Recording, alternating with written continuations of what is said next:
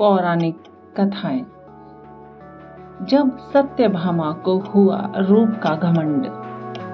श्री कृष्ण भगवान द्वारका में रानी सत्यभामा के साथ सिंहासन पर विराजमान थे। निकट ही गरुड़ और सुदर्शन चक्र भी बैठे हुए थे। तीनों के चेहरे पर दिव्य तेज छलक रहा था।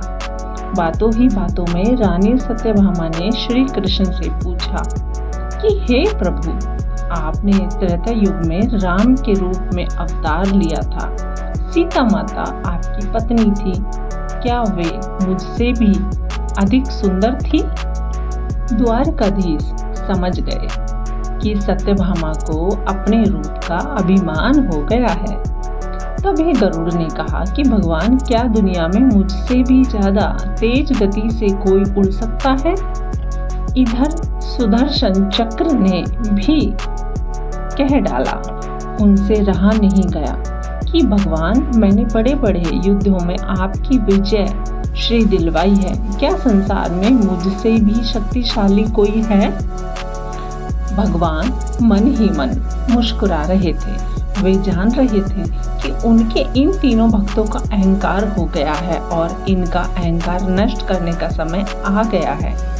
ऐसा सोचकर उन्होंने गरुड़ से कहा कि हे गरुड़, तुम हनुमान के पास जाओ और कहना कि भगवान राम माता सीता के साथ उनकी प्रतीक्षा कर रहे हैं। गरुड़ भगवान की आज्ञा लेकर हनुमान को लाने चले गए।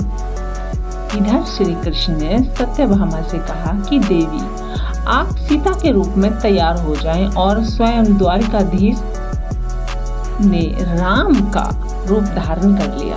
मधुसूदन ने सुदर्शन चक्र को आज्ञा देते हुए कहा कि तुम महल के प्रवेश द्वार पर पहरा दो और ध्यान रहे कि मेरी आज्ञा के बिना महल में अंदर कोई प्रवेश ना कर सके। भगवान की आज्ञा पाकर चक्र महल के प्रवेश द्वार पर तैनात हो गया। गरुड़ ने हनुमान के पास पहुंचकर कहा कि हे वानर श्रेष्ठ, भगवान राम माता सीता के साथ द्वारका में आपसे मिलने के लिए प्रतीक्षा कर रहे हैं। आप मेरे साथ चलें, मैं आपको अपनी पीठ पर बिठाकर शीघ्र ही वहां ले जाऊंगा। हनुमान जी ने विनयपूर्वक गरुड़ से कहा, आप चलिए, मैं आता हूँ।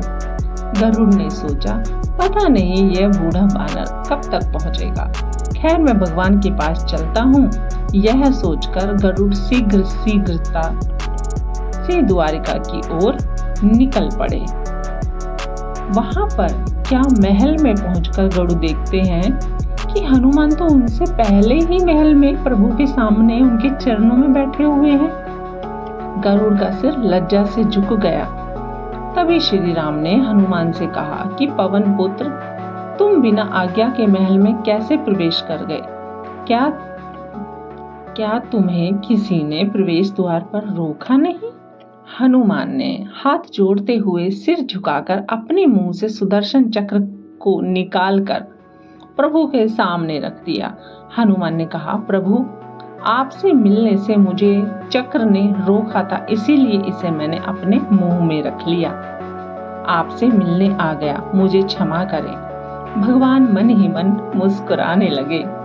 हनुमान ने हाथ जोड़ते हुए श्री राम से प्रश्न किया, हे प्रभु, आज आपने माता सीता के स्थान पर किस दासी को इतना सम्मान दे दिया कि वह आपके साथ सिंहासन पर विराजमान है?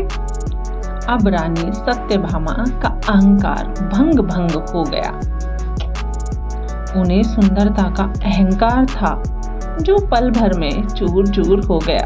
रानी सत्यभामा, सुदर्शन चक्र व गरुड़ जी तीनों का गर्व चूर चूर हो गया। वे भगवान की लीला समझ रही थी। तीनों की आंखों से आंसू बहने लगे और वे भगवान के चरणों में झुक गए। अद्भुत लीला है प्रभु की। अपने भक्तों के अहंकार को अपने भक्तों के द्वारा ही दूर किया उन्होंने। सारा जीवन आप अहंकार करते रहिए, आपको जो मिलना है आप वो भी खो देंगे। जीवन का सार यही है, जीवन में कभी भी अहंकार नहीं करना चाहिए। जरूरी नहीं है कि आज जो आपके पास है वह कल भी होगा। अपने अंदर जरा सी भी अगर अहंकार आने लगे तो स्वयं ठाकुर जी कृष्ण भगवान हमेशा के लिए उस व्यक्ति से दूर हो जाते हैं। ठाकुर जी को निस्वार्थ भक्तों की ही जरूरत है, अहंकारी भक्तों की नहीं। आज की कहानी आपको यही बताती है, यही समझाती है कि अपने जीवन में अहंकार को कभी भी आने ना दें। अहंकार को अपने जीवन में, अपने चरित्र में कभी भी कोई स्थान ना दे।